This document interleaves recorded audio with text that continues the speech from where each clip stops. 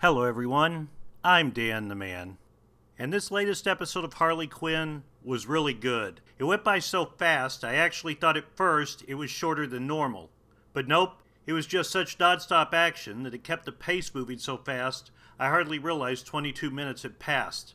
We pick up where the last episode left off, with giant trees running amok and doing R-rated damage to the citizens of Gotham. The Justice League makes an appearance to save our heroes, or our villains, or whatever you want to call them, and we finally get a look proper at the Justice League in this universe. If anyone was wondering which version of Green Lantern was in the Justice League in the Harley Quinn universe, it was John Stewart, along with us finally getting a look at the Flash of this world.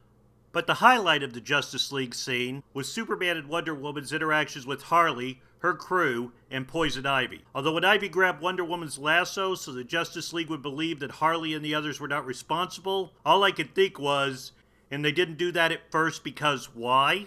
Although this is Harley Quinn, the heroes by design are not supposed to be quite as clever as the villains, because this show is not told through the hero's point of view. Speaking of heroes, or well, the good guy's side, Christopher Meloni once again was hilarious in this episode as Commissioner Gordon.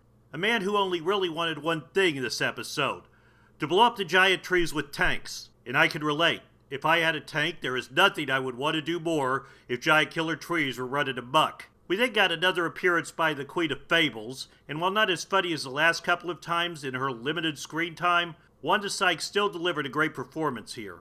Then of course there was probably the biggest character development to come from this episode of basically non-stop action. Harley finally learns about Poison Ivy and Kite Man.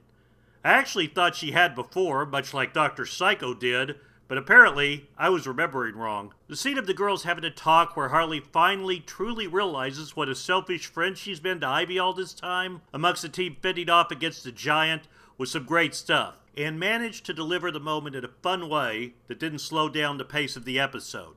Then the team finally makes their way down from the clouds back to Earth, only to find it was the Joker behind all of this. Not surprising, since this is building up to the season finale, and even for all the surprising turns this season has taken near the end of its run, I can't imagine them ending this season any other way than with Harley facing off against the Joker. The main conflict will clearly have to wait until next episode though, although I loved the giant Joker device, both because it was a nice callback to a couple episodes ago, but it was also some really nice animation.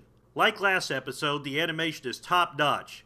Clearly they amped it up for this last batch of episodes, and it was time and money well spent. Ivy growing giant and apologizing to the trees as she took them down was great, as was the fight scene as a whole. And Harley and her crew were right. Poison Ivy pulls off the giant thing. But of course, then we get the surprise ending, as Ivy, at least so it seems, is murdered by the Joker. Now even as brave as this show has been, I doubt they've truly killed off a character as important both to this show and to DC Comics as a whole, but it was still done very well, and it totally took what had been the fun, fast-paced tone to a somber place real quickly. That's something this show does real good, is changing the tone, but not making it feel jarring. And even believing that she'd have to have survived somehow, you couldn't help but feel sad. Right down to delivering the somber music over the normal closing credits. In Harley Quinn's reaction, the Joker might be well advised to run. Incidentally, this episode's ending is the kind of thing that has made me think we might actually be better off if TV did return to weekly episodes, like DC Universe and some other streaming services do, versus dumping everything at once to be binged right away. If this episode was part of a full season drop, we would have instantly watched to know if Ivy was dead.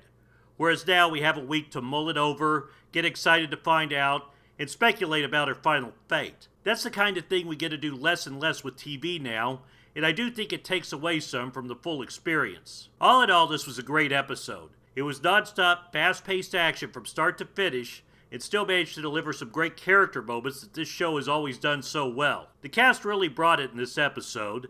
Alan Tudyk did double duty in this episode as Clayface and the Joker, but as Clayface he delivered a laugh with almost every line. A lot of that's obviously down to the writer's credit, but Tudyk knew how to make the jokes work perfectly. And Lake Bell gave a great performance in this episode as Ivy. I mean, she always does great as Ivy, but this one even surpassed her usual high-quality performance. I know they're apparently working on doing a Gotham City Sirens movie. Assuming the Birds of Prey movie underperforming doesn't derail it, then I think they could do much worse than getting Lake Bell to play Poison Ivy in live action.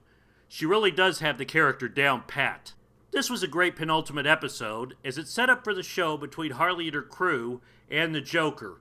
Is Ivy really dead? Will Harley Quinn finally take down the Clown Prince of Crime? I don't know, but I do know one thing. Seeing it play out next week will almost surely be highly entertaining. Thanks for watching. If you liked this video, be sure to like, comment, and subscribe. And don't forget to check out some of my other videos right here. I'm Dan the Man, and I'll see you next time.